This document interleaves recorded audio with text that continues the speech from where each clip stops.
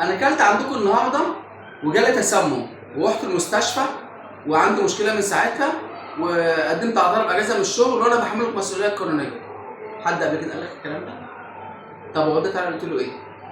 الكلام ده لسه قايل من 4 ايام على فيسبوك، ومطعم من المطاعم مشهوره، مطعم بيتزا تحديدا، وانا مش هقول الاسم طبعا عشان مبقاش تشهير.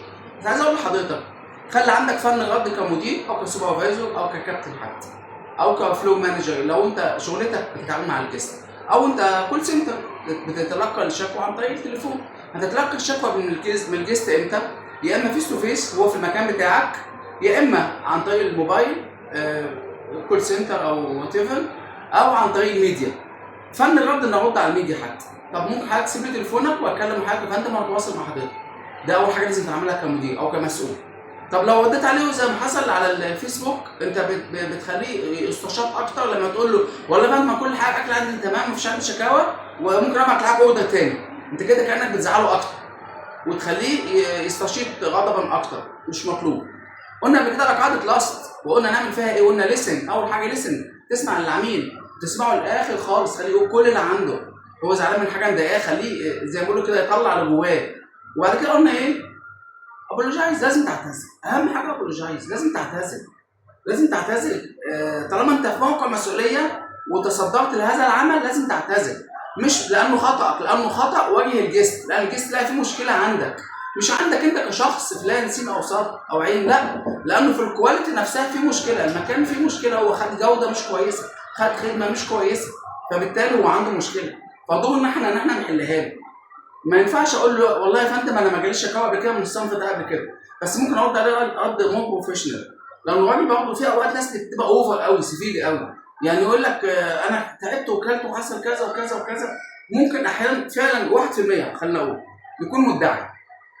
طيب الحل ايه؟ والله يا فندم حضرتك انا بطلب من حضرتك من فضلك تجيب لي عينه معمليه من المختبر اللي انت رحته او المعمل التحليل اللي انت رحته، وتقول لي ان كانت العينه بسبب الاكل بتاعي انا شخصيا.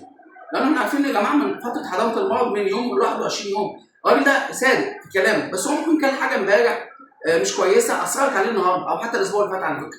اتوقف على قلنا قبل كده بقى كميه الاكل اللي اكله والمناعه بتاعته قد ايه والحاجات كده.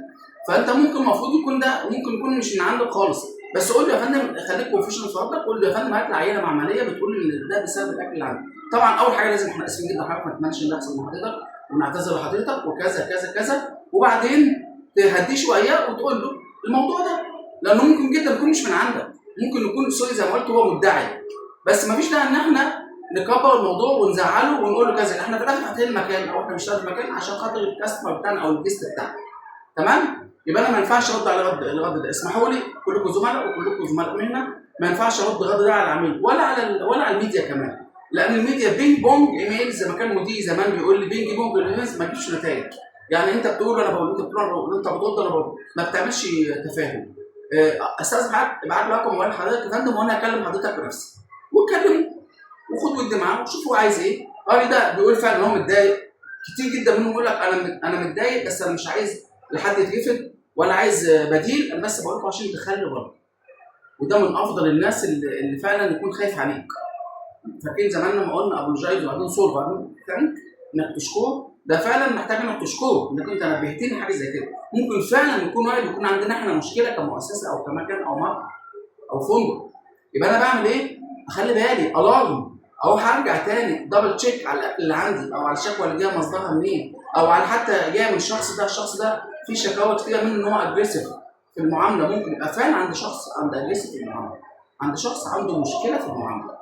فارجو لما حد يكون عنده مشكله ما نعملش التصرف اللي حصل على الميديا ده، لانه على طول تلقائي بتلاقي واحد يقول لك ده بنت اختي كانت عندهم برضه حصل لها مشكله، وابن اخويا ايام ما كان في اعداديه ابن اخويا مخلص جيش بقاله سنتين يعني يقول لك انا حصل لي المشكله دي، خلاص بقى كله بيبدا ايه يعني يقول لا لا لا، وتلاقي الناس عملت ايه بيسموه مش عايز اقول شيف فولورز اللي هو الطوابع القطيعه، كله مشي في نفس المسار. لا ده اكلهم وحش، ده في شكاوى، ده في شكاوى، انت كده بتخلي الناس كلها تيجي عليك اكتر. والميديا لا زي ما لها فوائد زي ما لها عيوب، فانا ارجو انه ما يحصلش التصرف ده، يحصل التصرف الثاني ان احنا نستوعب المشكله ونحقق فيها بالراحه ونشوف الموضوع ايه. شكرا لكم وأنا كنت استفدت الموضوع دوت و سبسكرايب بقى ولايك وشير لو استفدت من الامر ده. شكرا.